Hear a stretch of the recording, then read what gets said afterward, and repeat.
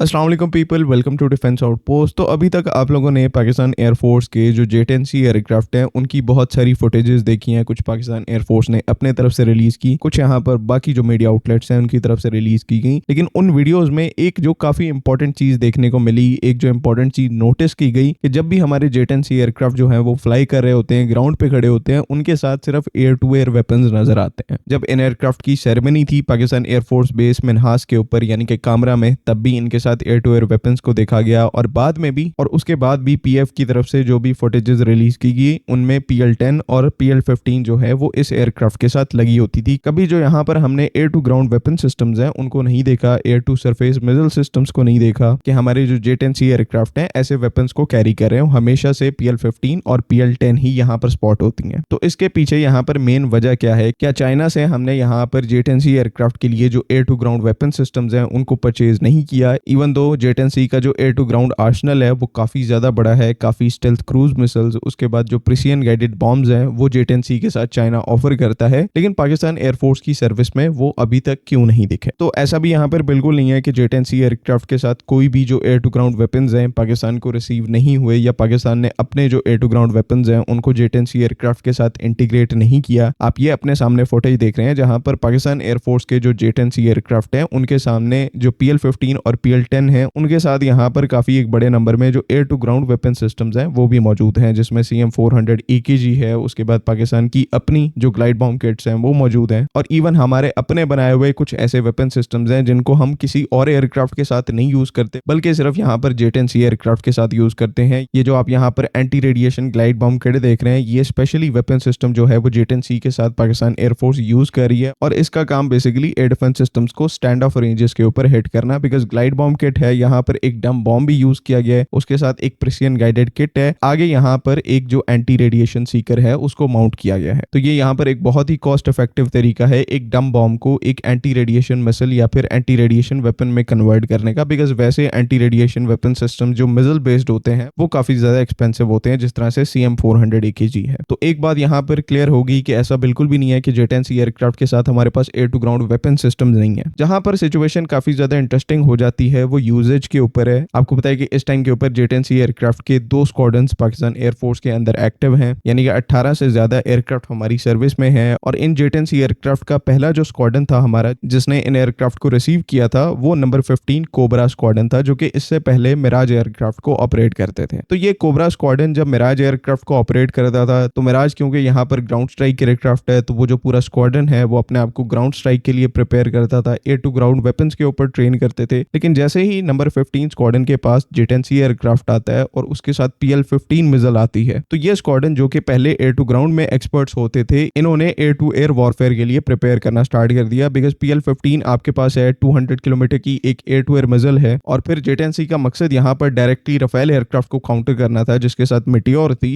तो जो cobra squadron है उसके साथ मिलकर पाकिस्तान एयरफोर्स ने इस स्क्वाड्रन को एयर टू एयर वॉरफेयर में या फिर BVR वॉरफेयर के अंदर प्रिपेयर करना स्टार्ट किया, जहां पर इस स्क्वाड्रन के साथ फिर पहली दफा जो नेट सेंट्रिक किल चेन है उसकी सारी जो टैक्टिक्स हैं उनको एस्टैब्लिश किया गया, ट्रेनिंग की गई उनके ऊपर। तो ऑटोमेटिकली यहाँ पर जो नंबर 15 कोबरा स्क्वाड्रन है बजाय कि एक मल्टी रोल स्क्वाड्रन बनने की, ये यहाँ पर पाकिस्तान एयरफोर्स का पहला एयर सुपीरियोरिटी स्क्वाड्रन बन गया। एक एयर सुपीरियोरिटी स्क्वाड्रन का जो मेन ऑब्जेक्टिव होता है वो एयर टू एयर कॉम्बैट होती है, जो कि देन यहाँ पर उसके प्राइमरी रोल के अंदर आ जाती है। सेकेंडरी रोल में मल्टी रोल होता है, लेकिन प्राइमरी रोल जिस रोल के हिसाब से पूरा स्क्वाड्रन अपने आप को ट्रेन करता है वो एयर सुपीरियोरिटी रोल होता है, यानी कि एयर टू एयर वेपन्स के साथ आपने अपने आप को ट्रेन करना है। इस केस में यहाँ पर PL-15 और PL-10E एंड देन कल को अगर किसी कॉन्फ्लिक्ट के अंदर इस स्क्वाड्रन की रिक्वायरमेंट होती है तो ये स्क्वाड्रन जो है वो एयर टू एयर मिसाइल्स के साथ एयर सुपीरियोरिटी रोल में ही पार्टिसिपेट करेगा, जिस तरह से जो J-10C के हमारे स्क्वाड्रन है नंबर 15 उन्होंने 7 मई 2025 को परफॉर्म किया था। तो एक डोमेन के अंदर सारी ट्रेनिंग एंड देन उसके बाद नेट सेंट्रिक किल चेन को एस्टैब्लिश करना, अपने पायलट्स को ट्रेन करना, इसकी वजह से जो हमारे J-10C एयरक्राफ्ट का पहला स्क्वाड्रन है उसके साथ हमने कभी और वेपन सिस्टम देखे ही नहीं PL-15 और PL-10 के अलावा। लेकिन अब जब आहिस्ता आहिस्ता J-10C एयरक्राफ्ट के और स्क्वाड्रन पाकिस्तान एयरफोर्स के अंदर रेस किए जा रहे हैं, खड़े किए जा रहे हैं और पाकिस्तान एयरफोर्स ने खुद भी अनाउंस किया है कि वो एडिशनल J-10C एयरक्राफ्ट को परचेज करने जा रहे हैं। तो नेक्स्ट जो हमारे J-10C एयरक्राफ्ट के स्क्वाड्रन हैं वो आहिस्ता आहिस्ता अपना जो एक मल्टी रोल है उसके अंदर आएंगे, क्योंकि एक कॉन्फ्लिक्ट में जो मेगा कॉन्फ्लिक्ट है उसमें जो आपका एयर सुपीरियोरिटी स्क्वाड्रन है यानी कि कोबरा स्क्वाड्रन है उसने काफी अच्छा परफॉर्म किया, लेकिन नेक्स्ट कॉन्फ्लिक्ट में जो रिक्वायरमेंट है वो डिफरेंट होगी। जो अच्छे चांसेस यहाँ पर एग्जिस्ट करते हैं वो एयर टू ग्राउंड कॉम्बैट के हैं, यानी कि एयर टू सरफेस और सरफेस टू सरफेस मिसाइल्स का यूज करते हुए इंडिया और पाकिस्तान एक दूसरे की जो की इंस्टॉलेशंस हैं नेक्स्ट कॉन्फ्लिक्ट में उनको टारगेट करेंगे। तो ऐसे में यहाँ पर जो सरफेस टू सरफेस रोल है, यानी कि आपकी रॉकेट फोर्स है, उसके ऊपर काम जो है वो पहले से ही बहुत तेजी से चल रहा है। पिछले दिनों में बहुत से टेस्ट हुए हैं जिसके बारे में अभी कोई नॉलेज पब्लिक डोमेन में नहीं है, हो सकता है अगले दिनों तक आए। लेकिन खैर आगे जहां तक एयर टू सरफेस डोमेन की बात है, यानी कि आपकी एयरफोर्स की जो कैपेबिलिटी है ग्राउंड टारगेट्स को हिट करने की, उसमें क्योंकि हमें यहाँ पर अपग्रेडेशन करनी है तो जेट-एंड-सी एयरक्राफ्ट के जो नए स्क्वाड्रन्स हैं वो एयर टू सरफेस रोल्स को भी परफॉर्म कर पाएंगे। और इनमें जो एक सबसे इंपॉर्टेंट एस्पेक्ट है, रिसेंटली चाइना की तरफ से अपना जो YJ-21 हाइपरसोनिक मिसाइल है उसको जेट-एंड-सी एयरक्राफ्ट के साथ टेस्ट किया गया था। इसकी यहाँ पर पिक्चर्स भी आई थी जिन्होंने इस चीज को कंफर्म किया था। YJ-21 की बात करेंगे तो यहाँ पर ये 1000 किलोमीटर रेंज वाला proper hypersonic air to surface missile है जो कि अपने फ्लाइट पाथ में सस्टेन्ड मार्क 5 की स्पीड को अचीव कर सकता है एंड देन टर्मिनल फेज में यहाँ पर मार्क 8 तक की स्पीड को अचीव किया जा सकता है, जो कि इसे बहुत ही ज्यादा कैपेबल बना देती है। और इसकी कैपेबिलिटी मुझे कोई एक्सप्लेन करने की जरूरत नहीं है, हाइपरसोनिक वेपन सिस्टम का आपको पता है कि ये कितने ज्यादा इफेक्टिव होते हैं। और नेक्स्ट बैच के जो पाकिस्तान एयरफोर्स के जेट-एंड-सी एयरक्राफ्ट हैं, इसके अच्छे चांसेस हैं कि ये जो YJ-21 हाइपरसोनिक मिसाइल है ये हमारे जेट-एंड-सी एयरक्राफ्ट का जो वेपन पैकेज है उसके अंदर ऐड किया जाए। तो जिस तरह से पास्ट में जेट-एंड-सी एयरक्राफ्ट अपने एयर टू एयर वेपन्स के साथ डोमिनेट करता रहा है, फ्यूचर में चलकर भी जिस तरह के air to ground weapons China इसके साथ प्लान कर रहा है और जिस तरह के air to ground weapon system Pakistan अपने बाकी एयरक्राफ्ट के साथ इस एयरक्राफ्ट के साथ इंटीग्रेट करना चाहता है, तो एयर टू ग्राउंड डोमेन में चलकर भी आगे ये एयरक्राफ्ट, ये जेट-एंड-सी प्लेटफॉर्म जो है वो काफी ज्यादा इंप्रेसिव बनने वाला है। तो आई होप कि आप लोगों को वीडियो जो है वो समझ में आ गई है। आपका क्या ओपिनियन है काइंडली उसको कमेंट्स में जरूर लिखें।